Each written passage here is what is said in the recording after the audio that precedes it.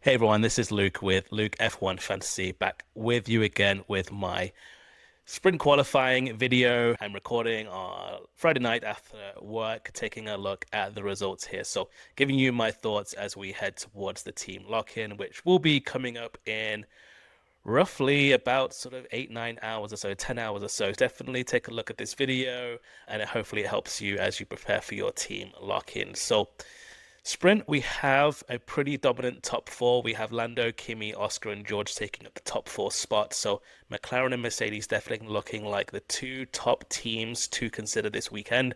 Probably means it's a pretty much a slam dunk for our constructor choices this week. I don't think we need to get too complex with it. McLaren and Mercedes are leading the way.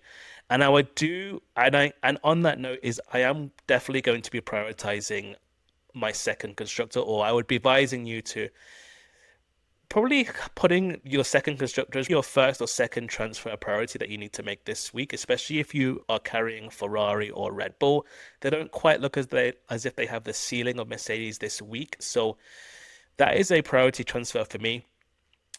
Alonso and Lance Stroll in the Aston Martin's looking very quick, and it's always nice to see when Lance is doing just as good as Fernando on a weekend because it typically tends to mean that he is also feeling quite comfortable in the car, and Aston then generally have a bit more pace as opposed to when it's just Alonso. Sometimes we're thinking, is it just his magic behind the wheel that is getting in there? So when Lance is up there, I tend to have a bit more confidence with Aston and what they can do. And when they are up there, they definitely tend to disrupt things, which is seeing Max dropping down into sixth. You got the Ferrari eighth and 11th. Ferrari have had their own sort of issues today, not doing trying a few different things, not really running the softs in free practice one, only in qualifying. They'll learn more over the weekend, not completely writing off or predicting that Ferrari will stay in these sort of positions. And it remains to be seen. They are battling Aston for that sort of third, and probably Red Bull to a certain degree as to who's going to be the third highest scoring constructor this week. Isaac Hadjar, pretty consistent there in the top 10. Nice to see him up there. Nico Hulkenberg also done really good on one lap hot pace this week. So typically when the kick's looking good and he's feeling well, he's feeling great in the car, they do have good weekends. Albon in 12th in the Williams, Gasly in the Alpine 13th, Bortoleto and Behrman 14th, 15th, two of the more popular B tier picks this week, seeing as where they finished in qualifying. They are in sort of prime positions where, they're feeling in striking position to maybe take Gasly's position, maybe faster than him, maybe can they get up to an Albon or Lewis? I'm not too sure. So where they're finishing here is not really too promising for maybe sprint points, but certainly from a budget perspective, they are your two most critical pieces to be having in your team this week. The Alpines 13th and 16th, where a lot of us have one, if not two, probably one, like most people in Colapinto split within the top teams. And they are feeling good after this. The reports after the race seem to say that they are feeling quite confident with where their performance is right now. So would be difficult to see them getting too many points in the sprint, but it may give us some more confidence to run them over the course of the weekend. Yuki 18th, Ocon 19th, Carlos Sainz. So these are interesting ones for me. Yuki in a pretty fast car in comparison to those around him, and has had multiple times this year where he has finished this low and gotten up to like P12, 11, getting like 6 or 7 overtakes. So Yuki has got some upside for me. So has Esteban Ocon and Carlos Sainz. I think anyone starting in these back row spots on weekends where there's some unpredictable weather, I think there's only upside to be had. They can take advantage from anyone above them, DNFing, crashing out. They're already getting 1 or 2 position gains just from that. If they happen to get a few overtakes as well in that, then they can rack up points quite quickly. In comparison to, say, someone Isaac Hadjar, who's qualified ninth, it may be tough to see him get into the points in a sprint and get that one solely point to get that 8th point. What is Isaac Hadjar's ceiling for points in a sprint? Maybe 1 or 2 points.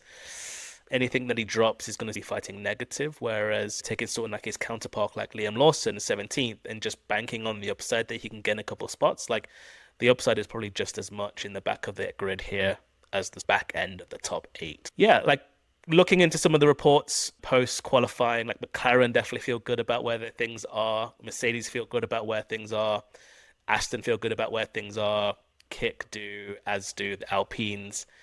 Haas do, surprisingly, considering like their performances are 15th and 19th. They feel like they probably got a little bit unlucky with some of the timings, with the yellow flags, getting caught in a little bit of traffic around.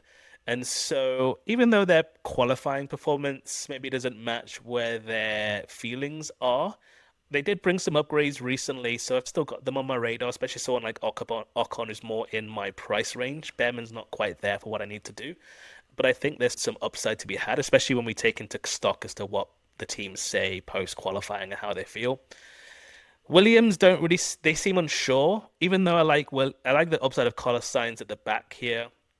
It may suggest that we're not really sure as to how they're going to perform. They also got unlucky with some setup things and things didn't really go right for them. So we don't really know what their true performance is. Maybe we can bank a little bit more on Albon and where he finishes, and maybe Silent Science is in and around that sort of 12th, anywhere from 11th to 14th kind of spot. But we're not really too sure of them. And Ferrari, the same. Again, like I said, they didn't really run their softs in free practice one, went into qualifying, not really sure how the car was going to react, and they have suffered a little bit of that. They are going to learn a lot more through the race. They got qualifying to go through and the race itself. So I do see them probably improving, but can they improve to a level of being more beneficial than or scoring more points than a Mercedes?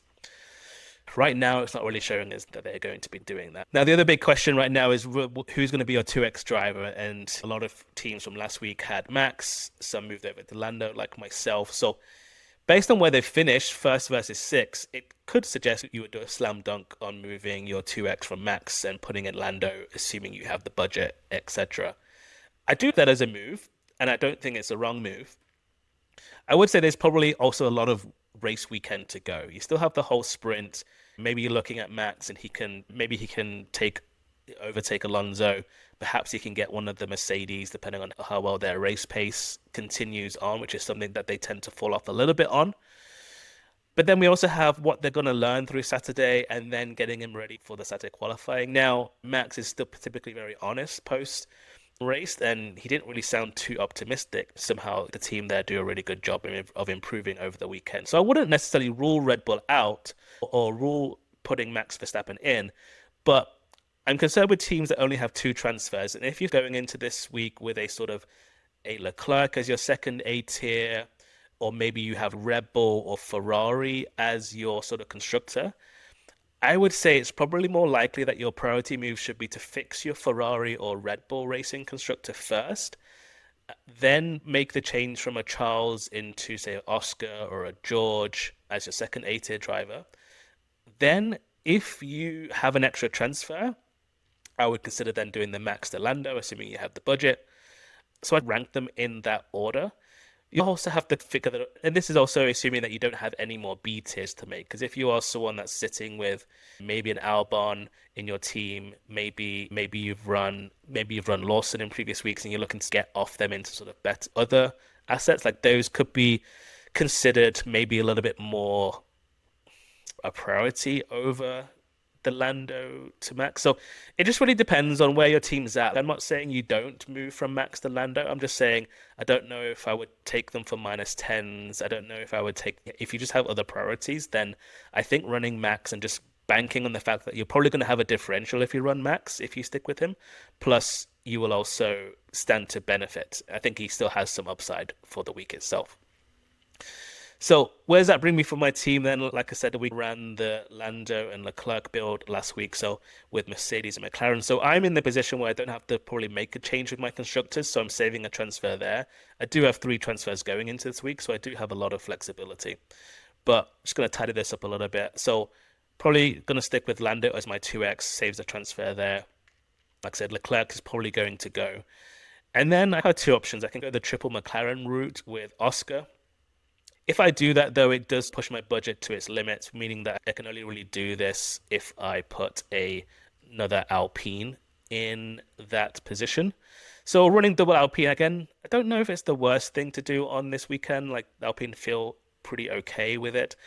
I just don't know if I like it from an exposure because while most people are running sort of single Alpines, Colapinto or Gasly, running both of them is not really putting me a differential in either way.